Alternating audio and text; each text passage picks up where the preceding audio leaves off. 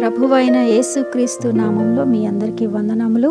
ఈ దినం దేవుని వాక్యం, సొమ్మసిల్లిన వారికి బలమిచ్చువాడు ఆయనే.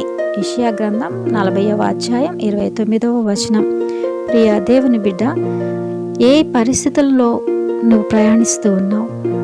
మరి కుటుంబ సమస్యల, ఆర్థిక ఇబ్బందుల, అనారోగ్యమా, సొమ్మసిల్లిపోయిన స్థితిలో ఉన్నారా?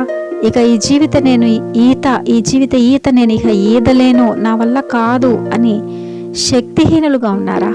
అయితే దేవుడు ఈరోజు ఈ ఉదయకాలంలో మాట్లాడుతున్నాడు. శక్తిహీనులకు బలమిచ్చువాడు ఆయనే, సొమ్మసిలిన వారిని లేవనెత్తువాడు ఆయనే. కనుక ప్రభు కృప ఎప్పుడు మీతో ఉండాలని ఆయన వైపు చూస్తే, ఆయన చేయి పట్టుకొని నడిస్తే ఎటువంటి పరిస్థితులైనా ఆయన పరిష్కారం చూపించే దేవుడు. అట్టి కృప దేవుడు మీ అందరికీ దయచేయునుగాక. దేవునికి స్తోత్రం. మీ అందరికీ వందనాలు.